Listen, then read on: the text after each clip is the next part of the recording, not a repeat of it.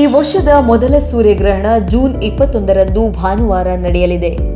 December 26, 2019ರ ಗ್ರಹಣವಾದ ಮೇಲೆ ಈ ಗ್ರಹಣವು ಸುಮಾರು 6 ತಿಂಗಳ ನಂತರ ನಡೆಯಲಿದೆ. ಅಪರೂಪದ ಸೂರ್ಯಗ್ರಹಣ ನಮ್ಮ ದೇಶದ ರಾಜಸ್ಥಾನ, ಹರಿಯಾಣ, ಉತ್ತರಾಖಂಡಗಳ ಕೆಲ ಪ್ರದೇಶಗಳಲ್ಲಿ ಕಂಕಣ ಸೂರ್ಯಗ್ರಹಣವಾಗಿ ಗೋಚರಿಸಲಿದೆ. ಇನ್ನು ಉಳಿದ ಪ್ರದೇಶಗಳಲ್ಲಿ ಪಾರ್ಶ್ವ ಸೂರ್ಯಗ್ರಹಣವಾಗಿ ಗೋಚರಿಸಲಿದೆ. ದೇಶದ ಕುರುಕ್ಷೇತ್ರ, ಡೆಹ್ರಾಡೂನ್ ನಗರಗಳಲ್ಲಿ ಸಂಪೂರ್ಣ ಕಂಕಣ ಗ್ರಹಣವಾಗಿ ಕಂಡರೆ, ಅಲ್ಲಿಂದ ದಕ್ಷಿಣಕ್ಕೆ ವ್ಯಾಪಿಸುತ್ತಿದ್ದಂತೆ ಪಾರ್ಶ್ವ ಸೂರ್ಯಗ್ರಹಣವಾಗಿ ಮಾರ್ಪಾಡಾಗಲಿದೆ.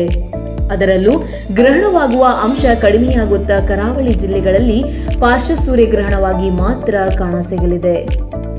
ಜೂನ್ 21ರ ಬೆಳಿಗ್ಗೆ 10:04 ಪ್ರಾರಂಭವಾಗುವ ಈ ಗ್ರಹಣ ಮಧ್ಯಾಹ್ನ 1:22 ಮುಕ್ತಾಯವಾಗಲಿದೆ.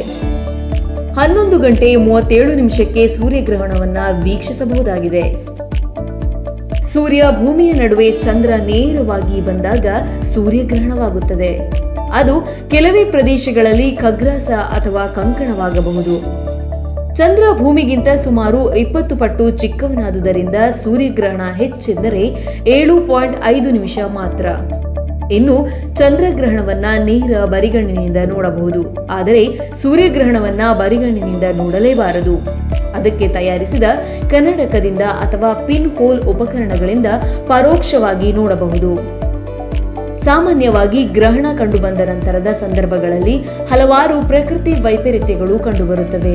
ಹಾಗಾಗಿ ಈ ಗ್ರಹಣದ ನಂತರದ ಜನರಿಗೆ ಯಾವ ತೊಂದರೆಗಳು ಕಾದಿದೆಯೋ ಎಂಬ ಚಿಂತೆ ಎಲ್ಲರನ್ನ ಕಾಡುತ್ತಿದೆ. ಗ್ರಹಣದ ಸಂದರ್ಭದಲ್ಲಿ ಕೆಲವೊಂದು ಮುನ್ನೆಚ್ಚರಿಕಾ ಕ್ರಮಗಳನ್ನು ತೆಗೆದುಕೊಳ್ಳುವುದರಿಂದ ಸಾಕಷ್ಟು ಅನಾಹುತಗಳನ್ನು ತಪ್ಪಿಸಬಹುದು.